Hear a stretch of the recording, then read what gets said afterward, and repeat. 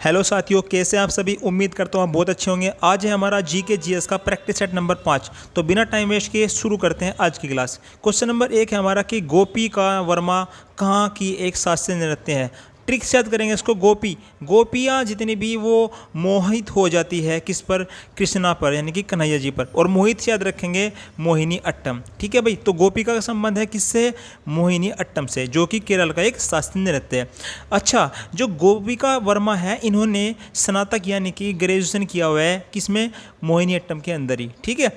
और शास्त्रीय नृत्य की टोटल अगर हम संख्या की बात करते हैं तो वो हमारे 8 होने वाले हैं। और मोहिनी अट्टम को पुनर्जीवित करने का जो श्रेय जाता है वो वी.एन. मेनन और कल्याणी अम्मा को जाता है। कल्याणी अम्मा को ट्रिक से याद रखेंगे, ये एग्जाम में पूछा जाता है, कई बार पूछा है। तो अगर किसी को आपको पुनर्जीवित करना है, किसी मोहित इंसान है और उसको आपको जीवित करना है दोबारा से, तो आपको उसका कल्याण करना पड़ेगा। ठीक है। तो क्वेश्चन नंबर 2 पे आते हैं हम। क्वेश्चन नंबर 2 है हमारा कि पंडित भवानी शंकर किससे संबंधित है। आंसर है पखावज। ठीक है भाई। तो पखावज से लगातार 20 घंटे तक इन्होंने वर्ल्ड रिकॉर्ड बनाया है पखावज को बजाकर। क्वेश्चन नंबर 3 होने वाला है कि सबसे कम उम्र के पद्मश्री पुरस्कार प्राप्त करने वाले तबला वादक कौन है। आंसर है हमारा जाकिर हुसैन। जन्म इनका था 9 मार्च यानी कि 8 मार्च को है हमारा महिला दिवस, और 9 मार्च को इनका जन्म हुआ था 1951 मुंबई के अंदर। 37 वर्ष की आयु में इनको मिला था पद्मश्री 1988। अच्छा, आप देख सकते हैं कि पद्म भूषण भी इनको मिला है और पद्म विभूषण भी इनको मिला है। अच्छा, पद्म भूषण मिला है इनको 2002 में और पद्म विभूषण मिला है इनको 2023 में। ठीक है। तो क्वेश्चन नंबर 4 है हमारा कि कौन सी भारतीय अभिनेत्री है जिनको 1968 में क्या मिला है, पद्मश्री पुरस्कार मिला है। इनको मिला है भाई वैजयंती माला को, और ये मिला है भरतनाट्यम के लिए। ठीक है, भरतनाट्यम से ये संबंधित थी। अच्छा, माला तो पहनते हैं ज़्यादातर, आपको पता है भारत में ही पहनते हैं, तो भारत यानी कि भरतनाट्यम, क्योंकि आपने देखा होगा माला पहनकर जो शादी करते हैं वो भारत में ही ज़्यादातर करते हैं। ठीक है। अच्छा, 1985 में क्या हुआ था कि लोकसभा सदस्य ये बनी थी। ठीक है। और इनकी एक आत्मकथा भी है जिनका नाम है क्या, बोर्डिंग। ठीक है। अब जब आप बोर्डिंग को आप ट्रिक से याद रखेंगे, बोर्डिंग यानी कि बाद में लिखा है डिंग। अब जो हमारे देश के जो डिंग लोग हैं, जो हमारे देश के जो नेता लोग हैं, वो ना बहुत डिंग मारते हैं यानी कि बहुत फेंकते हैं। ठीक है। और जितने भी नेता लोग हैं उनको हम क्या करते हैं, माला पहनाते हैं। ठीक है। क्वेश्चन नंबर 5 होने वाला है कि कौन सा त्यौहार टाई ऑफ प्रोटेक्शन शब्द से जुड़ा हुआ है। आंसर है हमारा रक्षाबंधन। अच्छा, अगर किसी लड़के को अगर टाई बांधनी हो, टाई नहीं बांधनी हो, मतलब अगर रक्षाबंधन के लिए उनको राखी बांधनी हो और उसके पास आसपास कहीं राखी ना हो, तो अपनी टाई गले में से निकाल कर वो भी उसको हाथ में बांध सकती है। ऐसी कोई प्रॉब्लम नहीं है, ट्रिक से याद रखना है, सब कैसे भी करके। ठीक है। अच्छा, क्वेश्चन नंबर इसी के अंदर एक पॉइंट भी है हमारा कि छठ पूजा क्या है भाई। छठ पूजा का जो संबंध है वो किससे है, माताओं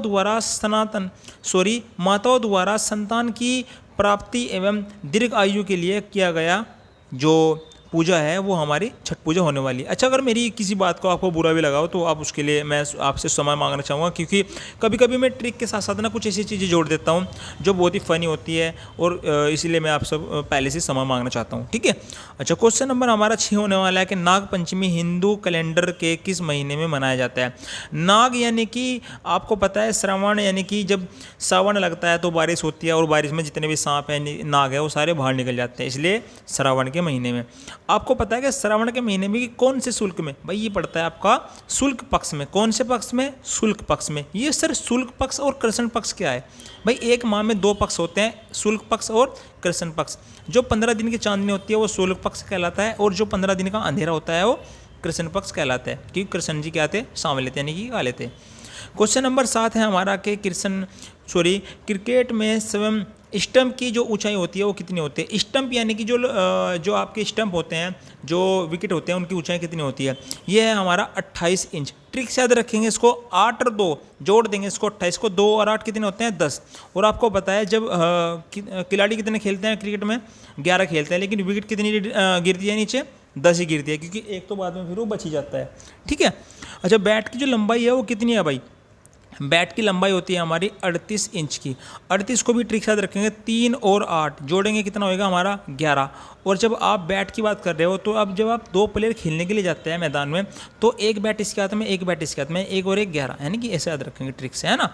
अच्छा, बैट की जो चौड़ाई होती है 4.25 होती है, इंच, है ना। और Asia cup, Ranji trophy, Deodhar trophy, C K Naidu trophy और विजय हजारे ट्रॉफी, जितनी भी ट्रॉफी हैं आपकी वो किससे संबंधित है भाई? क्रिकेट से संबंधित है। ठीक है। क्वेश्चन नंबर 8, हॉकी मैदान का जो आयाम है वो कितना होने वाला है? 91.4 गुना 55 मीटर। अच्छा, हॉकी से संबंधित कुछ इंपॉर्टेंट जो है हमारा वो क्या है कि इसका जो हॉकी का टाइम होता है वो 60 मीटर होता है, 60 मिनट होता है खेलने का समय, और इसके अंदर जो खिलाड़ी होते हैं वो 11 खिलाड़ी होते हैं। अच्छा, जो इसकी बॉल का जो वजन होता है वो 155 ग्राम से लेकर 163 ग्राम हो सकता है। क्वेश्चन नंबर 9 है हमारा कि संविधान के दस्तावेज का मसौदा तैयार करने वाली संविधान सभा का जो मुख्य प्रारूपकार कौन था? ये हमारे S.N. मुखर्जी। अच्छा, यहाँ पे आपने देखा होगा कि रूप का नाम है, रूप, और यहाँ पर मुख, यानी कि मुख और रूप किसी एक से संबंधित है, जोड़ सकते हो आप मुख और रूप। ठीक है। क्वेश्चन नंबर, अच्छा इसके अंदर कुछ इंपॉर्टेंट पॉइंट्स है कि संविधान का हिंदी में रूपांतरण किया था किसने? बसंत कृष्ण वैद्य ने। और प्रारूप समिति की जो रिपोर्ट पेश की गई थी जिसके अध्यक्ष थे डॉक्टर B.R. अम्बेडकर जी, 21 फरवरी 1948 में। क्वेश्चन नंबर 10 होने वाला है हमारा कि 1946 में मद्रास निर्वाचन क्षेत्र से संविधान सभा के सदस्य जो है ना वे कौन थे? वो थे हमारे अम्मू स्वामीनाथन। ठीक है भाई, अम्मू स्वामीनाथन। और एकमात्र महिला भी थी जो कि जिसका नाम था बेगम एजाज रसूल, उत्तर प्रदेश से थी। अच्छा, संविधान सभा में टोटल कितनी महिला थी? वो 15 थी, और 15 में सिर्फ एक ही मुस्लिम थी। क्वेश्चन नंबर 11 होने वाला है हमारा कि राज्य के नीति निर्देशक सिद्धांत लिए गए हमारे आयरलैंड से, कानून के जो शासन का विचार है वो ब्रिटेन से, मौलिक अधिकार US से, विधि के समान संरक्षण USA से, और विधि के समान संरक्षण, विधि के समक्ष समता एवं संरक्षण का जो सिद्धांत है वो ब्रिटेन से लिया गया है। ठीक है। क्वेश्चन नंबर 12 होने वाला है हमारा, केंद्र द्वारा राज्यपाल की नियुक्ति भारत के संविधान की किस विशेषता से संबंधित है? आंसर है एकात्मक प्रणाली। राज्यपाल से संबंधित कुछ इंपोर्टेंट्स हमारे क्या हैं? अनुच्छेद होने वाले हैं, जैसे कि 153 अनुच्छेद में क्या है भाई हमारा? प्रत्येक राज्य में एक राज्यपाल होगा। 154 में है क्या? राज्य की कार्यपालिक जितनी भी शक्तियां हैं हमारी वो राज्यपाल के अधीन राज्यपाल के लिए होंगी। 155 में क्या है भाई कि राज्यपाल की नियुक्ति वो कौन करेगा? राष्ट्रपति करेगा। अच्छा, क्वेश्चन नंबर 13 है हमारा कि किस अनुच्छेद में दोहरे दंड के बारे में बताया गया है? अच्छा, दोहरा जो दंड की बात करते हैं तो यानी कि 20 का बी, 20 के बी में जिक्र किया गया है दोहरा दंड। अच्छा, 20 में भी आपका 2 लिखा हुआ है, और जो बी है वो भी अल्फ़ाबेट के हिसाब से 2 पर ही आता है, इसलिए 2 यानी कि दोहरा दंड। अच्छा, अगर हम बात करते हैं कि 20A में क्या है भाई? जब एक दोष सिद्धि, यानी कि जब तक दोष सिद्ध ना हो तब तक हम किसी को दोषी नहीं मान सकते। ठीक है। और 20B तो मैंने आपको बता ही दिया। और 20C में क्या है कि स्वयं के खिलाफ गवाही देने के लिए आप बाध्य किसी को नहीं कर सकते। ठीक है। अच्छा, क्वेश्चन नंबर 14 है हमारा कि किस अनुच्छेद में राष्ट्रपति पर महाभियोग चलाया जाता है? आंसर है हमारा अनुच्छेद 61। भाई 60 में क्या है कि शपथ है राष्ट्रपति की, 62 में क्या है कि रिक्त पूर्ति, और 59 में क्या है? सेवा शर्त यानी कि और वेतन। ठीक है। महाभियोग की प्रक्रिया क्या है? आप देख सकते हो कि 14 दिन पहले आपको पता लग जाएगा कि आप पर महाभियोग चलने वाला है। फिर लोकसभा में 1/4 और राज्यसभा में 1/4 सदस्य हस्ताक्षर करते हैं। फिर उसके बाद 2/3 बहुमत से पारित होने पर इसको महाभियोग चला जाता है। ठीक है, हटा सकते हैं फिर उसको राष्ट्रपति को अपने पद से। अब तक एक बार भी महाभियोग नहीं लगाया गया।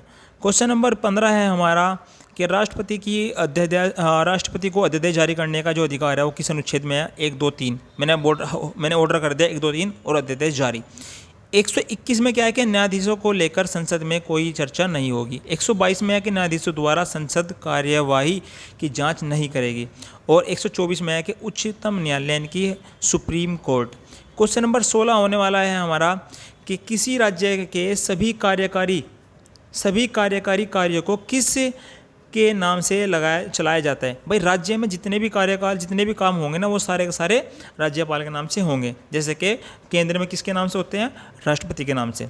अच्छा, मंत्रिमंडल 2 प्रकार के होते हैं, एक तो हमारा राज्य मंत्रिमंडल और दूसरा हमारा संघीय मंत्रिमंडल। संघीय है हमारा अनुच्छेद 74 में। अब इसी से ट्रिक याद रखेंगे, जो राज्य का वो छोटा होता है। अब जो 7 है ना, ये 7 को डिफाइन कर दिया मैंने 1 और 6 के अंदर। 1 6 कितना होता है? 7। और जो ये 4 है, 4 को एक छोटा कर दिया यानी कि 3, 163। क्वेश्चन नंबर 17 है कि जौहर की घटना उल्लेख फारसी भाषा में सबसे पहले किसने इसको जो है ना अनुवाद किया था, किसने इसको लिखा था? ये लिखा था भाई साहब सबसे पहले फ़ारसी भाषा में जौहर की घटना को अमीर खुसरो ने। इनकी बुक का नाम है कौन सा, ये लिखा था इन्होंने खजायल उल फुतूह, ठीक है। अच्छा, पद्मावत जो लिखी थी मलिक मोहम्मद जैसी ने लिखी थी। और अमीर खुसरो के बारे में अगर बात करते हैं कि 1253 ईस्वी में इनका जन्म हुआ था पटियाली गांव में, जो कि एटा में पड़ता है। वास्तविक नाम है इनका अबुल हसन। क्वेश्चन नंबर 18 होने वाला है हमारा, दिल्ली के किस सुल्तान ने रोजगार दफ्तर खोला था। अब यहाँ पर फिरोज में भी रोज है और रोजगार में भी रोज है, इसलिए रोज रोज फिरोज। मोहम्मद बिन तुगलक के बारे में बात करते हैं, इनको पागल बादशाह कहते हैं और असफलताओं का बादशाह भी इनको कहते हैं, क्योंकि इनकी योजनाएं कोई भी सफल नहीं हुई थी। रक्त पिपासु भी इनको ही बोलते हैं। 19 है हमारा कि टोडरमल ने किस क्षेत्र में ख्याति अर्जित की थी। टोडरमल जो है भाई ये भू राज्य से संबंधित, क्योंकि ये हमारे वित्त मंत्री थे। किसके, ये हमारे थे, ये तो अकबर के वित्त मंत्री थे, ठीक है। टोडरमल के बारे में, ये पहले क्या थे, शेरशाह सूरी के दरबार में रहते थे, उसके बाद ये अकबर के दरबार में वित्त मंत्री थे। अच्छा, बात पूछते हैं कि इसके अंदर एक क्वेश्चन पूछता है कि टोडरमल ने कौन सी प्रथा का प्रचलन किया। ये है भाई कौन सी प्रथा चलाई इन्होंने, दहसाला प्रथा। क्वेश्चन नंबर 20 होने वाला है कि उच्च शिक्षा के लिए, मैं आपको वैसे बता देता हूँ उसको, कि जो आप शिक्षा ग्रहण कर रहे हो इंग्लिश की, तो ये हमारी किसने चलाई थी सबसे पहले, कि इंग्लिश को किसने ऐड किया था शिक्षा के अंदर, ये है भाई मैकाले। अच्छा, अंग्रेजी शिक्षा जो ऐड की थी यानी सिफारिश की थी, वो मैकाले ने की थी सिफारिश, लेकिन इसको लागू किया था बेंटिंग ने, ठीक है, 1835 में। अच्छा, तो क्वेश्चन नंबर हमारा जो 21 होने वाला है, इससे पहले एक बात और बता दूं कि भारत में रेल का जो जनक माना जाता है वो डलहौजी को माना जाता है। क्वेश्चन नंबर 21 है, भारत में प्रशासनिक सेवाओं के जनक के रूप में किसको माना जाता है, कॉर्नवालिस को, प्रशासनिक, ठीक है। और सती प्रथा का अंत और ठगी प्रथा का अंत, इन दोनों का अंत जो किया था वो विलियम बेंटिंग ने किया था। भाई बैटिंग ऐसे की कि सती और ठगी दोनों अंत कर दिया, किसकी सिफारिश पर, भाई राजा राम मोहन राय की सिफारिश पर। ये इनका जो है ना, इनका सन भी याद रखेंगे, 1829 और 1830। 1867 में क्या हुआ था कि प्रार्थना समाज की स्थापना हुई थी, जो कि की थी आत्माराम पांडुरंग ने। अच्छा, जब आप प्रार्थना करते हो तो आपकी आत्मा पूरी नलीन हो जानी चाहिए जिसकी भी आप प्रार्थना कर रहे हो, ठीक है। और ब्रह्म समाज की स्थापना की थी राजा मोहन राय ने, जो कि बहुत सिंपल है। आर्य समाज की जो स्थापना की थी वो की थी दयानंद सरस्वती ने। ट्रिक से मैंने आपको पहले बताया था कि जो आर्य हमारे देश में आए थे उस पर हमने बहुत दया की थी, यानी कि दयानंद सरस्वती। रामकृष्ण मिशन जो चलाया था वो विवेकानंद ने चलाया था। क्वेश्चन नंबर 23 होने वाला है कि रामकृष्ण परमहंस के नाम से किसे जाना जाता है। भाई इनका जो रामकृष्ण परमहंस जो किसका नाम है, ये है हमारा गदाधर चट्टोपाध्याय, ठीक है। और नरेंद्र दत्त के नाम से किसको जानते थे हम, नरेंद्र दत्त किसका नाम था, विवेकानंद का बचपन का नाम। मूल शंकर किसका नाम था, दयानंद सरस्वती। भाई नरेंद्र, इसको ट्रिक याद रखेंगे कि जो मूल शंकर यानी जो शंकर है, शंकर भी सब पर दया करते हैं, यानी कि दयानंद, ठीक है। क्वेश्चन नंबर 24 होने वाला है कि टाइगर लीजन या फ्री इंडिया लीजन संस्थापक कौन है। सुभाष चंद्र बोस। जो बोस होते हैं वो अपने आप को बहुत टाइगर समझते हैं और बहुत ही फ्री समझते हैं, ठीक है। अच्छा, तो 1857 की क्रांति को प्रथम स्वतंत्रता संग्राम की जो किसने कहा था, ये कहा था वीडी सावरकर ने, ठीक है। तो क्वेश्चन नंबर 25 पर आते हैं। स्वतंत्रता संग्राम के दौरान मोपला विद्रोह का जो संबंध है वो किस राज्य से है, यह भाई हमारा केरल से, ठीक है। अच्छा, मोपला, जब आपको कोई पालता है, पाल यानी कि मतलब पालता है, जब आप किसी को पालते हो, जैसे कोई हमने कुत्ता पाल लिया मान लो, और फिर केरल में आया शुरू में केयर, तो आप जब उसको पालते हो तो आप उसकी केयर करते हो, ठीक है। 1921 में पालना, मोपला यानी कि पाला हमने उसको, किसको भी पाल लिया, और कुत्ता वैसे पालने जाते हैं लोग, और वो करते हैं उसकी केयर यानी कि करेला यानी कि केरल। और पाई का विद्रोह है संबंध ओडिशा से। जैसे आप अपने दोस्त को बोलते हो कि यार मेरी वो चीज़ वो कहीं गुम हो गई, आपको पाई क्या, उसने कहा भाई नहीं मुझे नहीं पता, वो तो कहीं उड़ गई शायद, यानी कि ओडिशा। क्वेश्चन नंबर 26 है कि भारत की मीठे पानी की जो झील है वो कौन सी है, ये है भाई हमारी वूलर झील, जो कि जम्मू कश्मीर में पड़ती है। अच्छा, तो ये बड़ा पानी झील है हमारी मेघालय में। बड़ा पानी यानी कि बहुत ज़्यादा पानी, और वो कहाँ पर पड़ता है, मेघालय, यानी कि क्योंकि उसके नाम ही मेघ है भाई, मेघ यानी कि बादल, और सबसे ज़्यादा बारिश भी वहीं पर होती है, चेरापूंजी। और भीमताल है उत्तराखंड में, क्योंकि जितने भी ताल मिलेंगे आपको ये उत्तराखंड में ही मिलेंगे। क्वेश्चन नंबर 27 में क्या है कि जितने भी इंडिया में क्या है टोटल 7 जो इम्पोर्टेंट जो प्रमुख जो तट हैं, जो समुद्र तट हैं वो 7 हैं। आप देख सकते हैं काठियावाड़, कोंकण, कनारा, मालाबार, कोरोमंडल, उत्तरी सरकार और उत्कल। ये मैंने लिखा है कि कहाँ से कहाँ तक। जैसे कि काठियावाड़ जो तट है वो कच्छ से दमन तक है। आप इसको पढ़ लेंगे ध्यान से, वरना वीडियो काफ़ी लंबी हो जाएगी। क्वेश्चन नंबर 28 होने वाला है हमारा कि काल बैसाखी क्या है। भाई काल बैसाखी क्या है कि मानसून से पहले जो हल्की हल्की जो बारिश आती है ना, झंझनाहट से आती है, वही काल बैसाखी होती है। और काल बैसाखी को अलग अलग राज्यों में अलग अलग नाम से पुकारा जाता है। जैसे कि केरल में पुकारा जाता है इसको कॉफ़ी शावर के नाम से, ठीक है ना। और असम में पुकारा जाता है इसको बोर्डो इलीचा, ठीक है ना, बोर्डो इलीचा, क्योंकि चाय में डलती है। असम किसके लिए प्रसिद्ध है? चाय के लिए। और चाय में डलती है क्या? इलीचा। और चाय तो बारिश में पीने का मज़ा ही कुछ और है, ठीक है, समझे। बारिश में मतलब बैसाखी वही है ना। मेडागास्कर द्वीप किस महासागर में स्थित है? ये है भाई हमारा हिंद महासागर में। हिंद महासागर की जो सबसे गहरा जो स्थान है वो है हमारा सुंडा। लेकिन जो सबसे पूरे वर्ल्ड में सबसे गहरा स्थान जो है हमारा, ये प्रशांत महासागर में पड़ता है, मेरियाना गर्त, 11,022 मीटर गहरा। तो थैंक यू फॉर वॉचिंग। आपको वीडियो कैसी लगी कमेंट बॉक्स में ज़रूर बताएं। तो उम्मीद करता हूँ आपको बहुत अच्छी लगी होंगी वीडियो, और जुड़े रहिए हमारे से। और आपको इसका अगर लिंक चाहिए, अगर आपको इसका PDF चाहिए, तो हमारे डिस्क्रिप्शन में, वीडियो के डिस्क्रिप्शन में क्या मिलेगा, इसको टेलीग्राम का लिंक होगा, उससे जुड़ जाइए उससे आप, ठीक है। तो थैंक यू फॉर वॉचिंग।